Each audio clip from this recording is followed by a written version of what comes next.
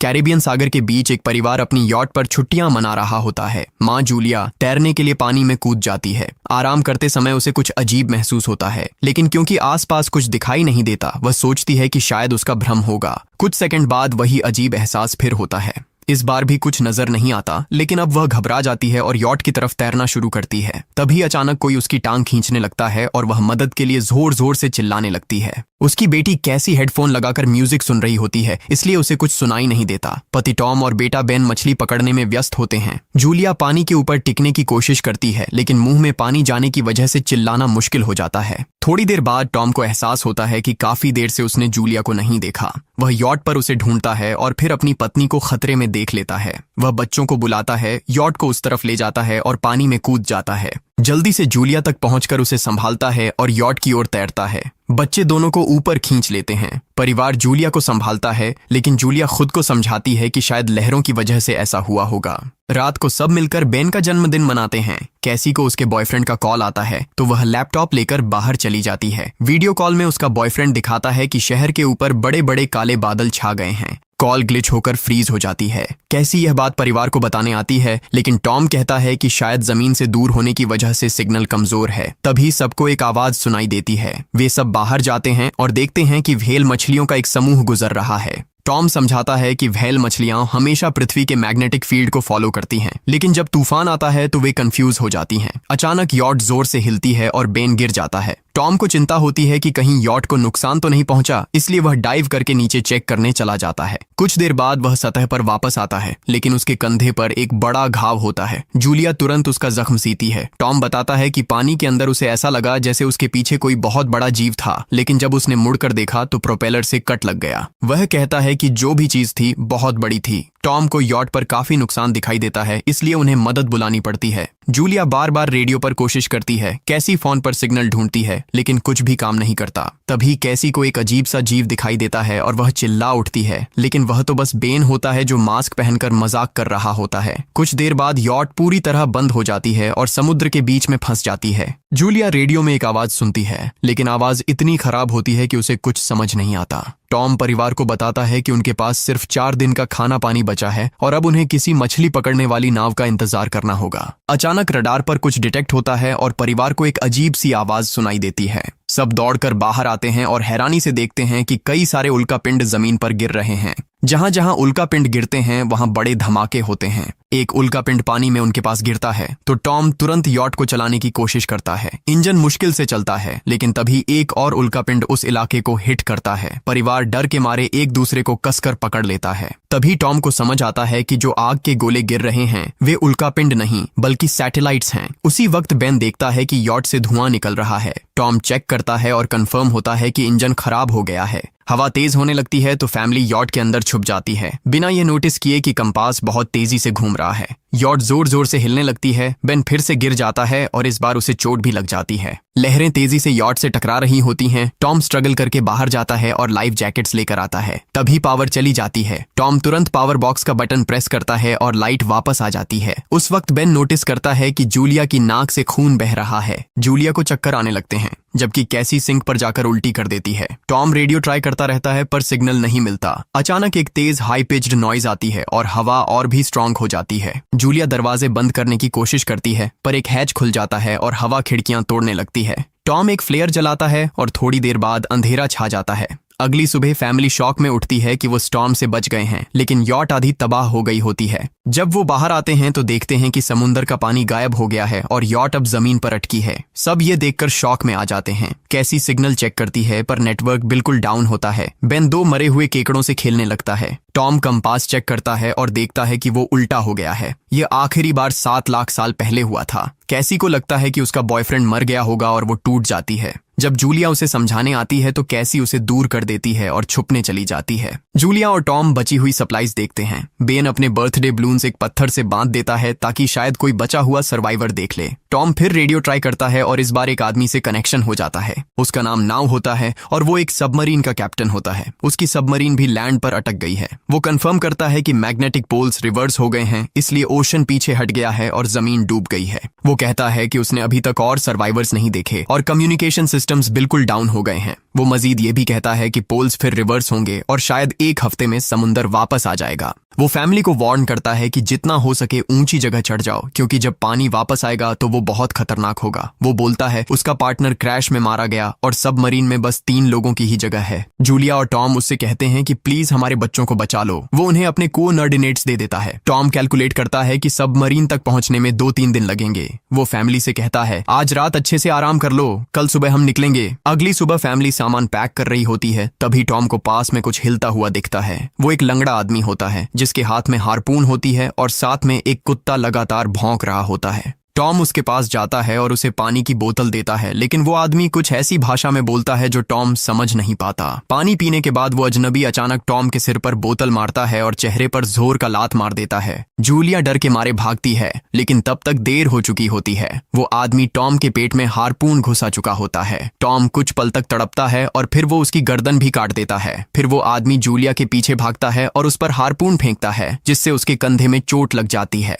Julia दर्द सहते हुए यॉट के अंदर भागती है और बच्चों को बोलती है कि छुप जाओ। वो दरवाजा लॉक कर देती है। कैसी और बेन सोफे के अंदर घुस जाते हैं। जूलिया उन्हें फ्लेयर गन पकड़ाती है और खुद एक चाकू लेकर बाथरूम में छुप जाती है। वो आदमी दरवाजे पर जोर जोर से धक्के मारता है और आखिर अंदर घुस ही जाता है। पहले वो थोड़ा खाना उठाता है और फिर यॉट में इधर उधर ढूंढने लगता है, फिर बाथरूम की तरफ जाता है, लेकिन जूलिया समझदारी से एक छोटे छेद से बाहर निकल जाती है। वो आदमी सोचता है कि जूलिया भाग गई, लेकिन जैसे ही वो धीरे से निकलने लगती है, उसका कुत्ता उसे देख लेता है और भौंकने लगता है। कुत्ता उस पर झपटता है तो जूलिया चाकू से उसे मार देती है। कुत्ते की चीख सुनकर वो आदमी बाहर आता है और अपने कुत्ते की लाश देखकर आग बबूला हो जाता है। इस बीच जूलिया यॉट के दूसरे साइड से अंदर जाने की कोशिश करती है। वो ऊपर चढ़कर टूटी हुई खिड़की से अंदर घुसने लगती है, लेकिन वो आदमी पहले ही वहां पहुंच जाता है। वो उसे पकड़कर जोर से मुक्का मारता है, जिससे वो नीचे गिर जाती है। जूलिया फर्नीचर पकड़कर बचने की कोशिश करती है, लेकिन वो आदमी उसे लात मारकर दूर फेंक देता है। फिर वो उसकी कलाई पर पैर रख देता है ताकि वो चाकू छोड़ दे, और फिर उसके बाल पकड़कर उसका चेहरा जमीन पर दे मारता है और सोफे पर फेंककर उसका गला दबाने लगता है। बच्चे ये सब कुछ देख रहे होते हैं। कैसी बाहर निकलकर फ्लेयर गन चलाती है जो सीधा उस आदमी को लगती है। वो जल उठता है और यॉट में आग फैलने लगती है।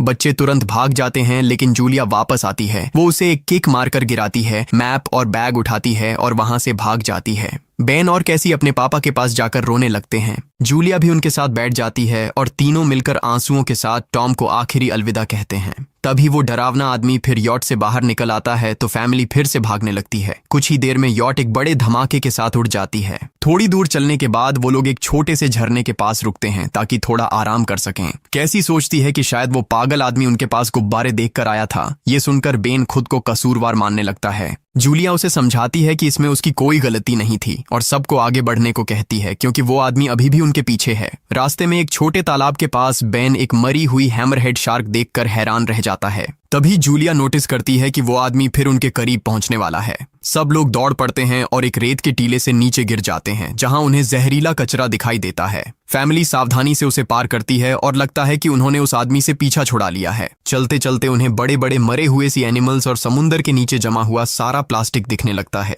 बेन धीरे धीरे चलने लगता है तो जूलिया समझ जाती है कि वो डिहाइड्रेशन के करीब है। वो सबको रुकने को कहती है। जब वो पानी की बोतल देखती है तो उसे झटका लगता है। बोतल में पानी लगभग खत्म हो चुका होता है। कैसी को एहसास होता है कि शायद उसने बोतल ठीक से बंद नहीं की थी। जूलिया गुस्से में चिल्लाती है कि उसकी लापरवाही की वजह से पानी खत्म हो गया। कैसी जवाब देती है, क्या फर्क पड़ता है, वैसे भी हम बचने वाले नहीं हैं। दोनों के बीच लंबी बहस होती है, फिर भी फैमिली आगे चलती रहती है। कुछ देर बाद उन्हें एक क्रैश हुआ प्लेन मिलता है। अंदर कुछ हिलता डुलता देख सब डर जाते हैं, लेकिन वो सिर्फ कुछ पक्षी होते हैं। फैमिली तय करती है कि रात यहीं प्लेन के अंदर गुजारेंगे। वो थोड़ा सा स्नैक शेयर करते हैं और जूलिया को टॉम की जैकेट में एक फैमिली फोटो मिलती है, जिसे देखकर उसका दिल टूट जाता है। कैसी पूछती है, मॉम आप और डैड की लव स्टोरी क्या थी? जूलिया मुस्कुराकर बताती है, टॉम हॉस्पिटल में मेरा पेशेंट था। फिर एक दिन उसने फूल और एक प्यारी सी कविता देकर अपना प्यार जताया था। रात के बीच में कैसी प्लेन से बाहर जाती है। तभी वो डरावना आदमी उसे पीछे से पकड़ने की कोशिश करता है, लेकिन जूलिया अचानक पीछे से उस पर टूट पड़ती है और बार बार चाकू से वार करके उसे मार देती है। कैसी अपनी माँ को गले लगाकर शांत करती है। अगली सुबह उस आदमी की लाश पर कीड़े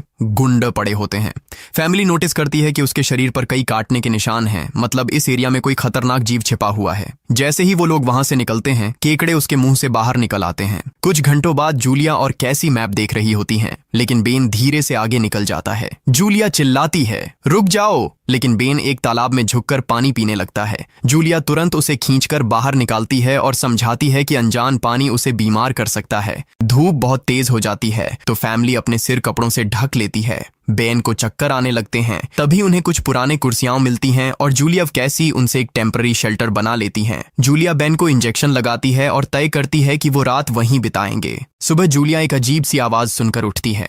बाहर जाकर देखती है तो क्रैब्स का एक बड़ा झुंड उनकी तरफ आ रहा होता है। वो तुरंत बच्चों को उठाती है और तीनों भागना शुरू कर देते हैं। भागते भागते उन्हें एक बड़ा कार्गो शिप दिखाई देता है। वहां 3 क्रू मेंबर्स जिंदा होते हैं। एक औरत उनकी मदद करना चाहती है, लेकिन बाकी 2 आदमी मना कर देते हैं और तीनों फैमिली को बाहर छोड़कर कंटेनर लॉक कर लेते हैं। क्रैब्स पास आ जाते हैं। जूलिया बच्चों को कंटेनर के ऊपर चढ़ाती है। खुद जब चढ़ने लगती है तो क्रैब्स उसके पैर को जोर से काट लेते हैं। बच्चे उसे खींचकर ऊपर चढ़ाते हैं, नहीं तो वो नीचे गिर जाती। कंटेनर के एक छेद से आधे क्रैब्स अंदर घुस जाते हैं। क्रू मेंबर्स फायरिंग शुरू करते हैं, लेकिन क्रैब्स उन पर हावी हो जाते हैं और दोनों को मार डालते हैं। आखिरी आदमी छत के होल तक पहुंचता है, लेकिन क्रैब्स उसे भी नीचे खींच लेते हैं और वो भी मर जाता है।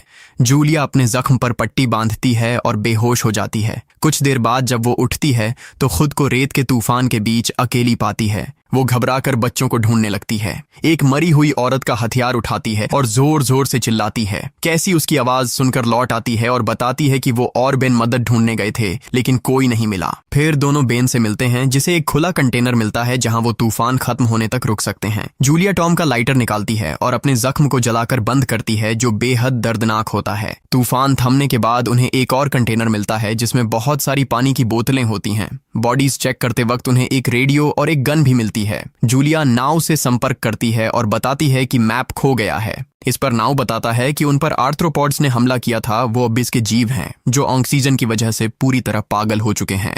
अब नाव फैमिली को जल्दी करने को बोलता है, क्योंकि उसके इंस्ट्रूमेंट्स ने कैलकुलेट किया है कि समुद्र उम्मीद से ज्यादा जल्दी वापस आएगा और उनके पास सिर्फ कुछ घंटे बचे हैं। वो एक फ्लेयर शूट करता है और फैमिली उस दिशा में चलना शुरू करती है। लंबी वॉक के बाद फैमिली को एक टूटा हुआ टॉयलेट मिलता है जिसमें बेन पेशाब करता है। अब वो लोग आखिरकार सबमरीन को पास ही देख लेते हैं, लेकिन वहां पहुंचने के लिए उन्हें एक बड़ा चट्टानी रास्ता पार करना होगा। जैसे ही वो रास्ते से गुजरते हैं, दीवारें हिलने लगती हैं और पत्थर गिरने लगते हैं, जिससे एक भयानक रॉक स्लाइड हो जाता है। जूलिया तुरंत अपने बच्चों को साइड में धक्का देती है और खुद भी पीछे हट जाती है ताकि कुचली न जाए। अब एक पत्थर की दीवार उनके बीच आ गई है। जूलिया बच्चों से कहती है कि वो बिना उसके आगे बढ़ जाए, लेकिन कैसी मना करती है और जोर देती है कि उसकी माँ को चढ़ने की कोशिश करनी चाहिए। बहुत बहस होती है और चिल्लाने के बाद जूलिया वादा करती है कि वो बाद में अपने बच्चों को ढूंढ लेगी। मजबूर होकर कैसी अपने भाई को खींचकर आगे ले जाती है।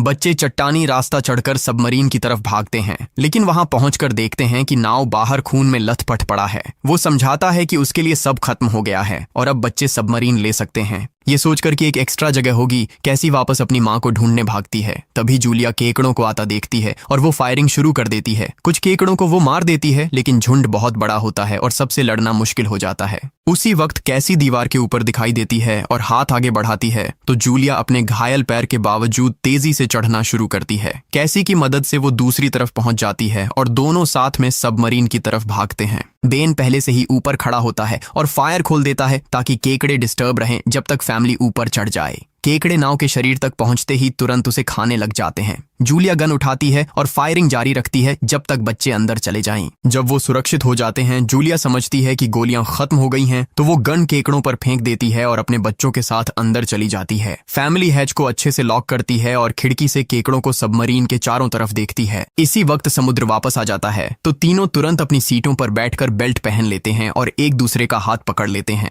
तेज लहरें सबमरीन को जोर जोर से इधर उधर फेंकना शुरू कर देती हैं, जिससे जूलिया को पूरी जर्नी के विजन दिखने लगते हैं और कैसी उल्टी कर देती है। जल्दी ही वो हाई पिच आवाज वापस आती है और फैमिली बेहोश हो जाती है। कुछ देर बाद जूलिया और बच्चे होश में आते हैं और खुद को जिंदा देखकर खुश होते हैं। वो हैच अनलॉक करके बाहर निकलते हैं और देखते हैं कि लहरों ने सबमरीन को एक तबाह शहर में गिरा दिया है। यानी अब जिंदा रहने और नया जीवन शुरू करने की उम्मीद है। और यहीं पर फिल्म खत्म होती है। चैनल को सब्सक्राइब करना न भूलें और बेल आइकन जरूर दबाएं ताकि आपको ऐसे ही मजेदार वीडियो मिलते रहें। देखने के लिए धन्यवाद।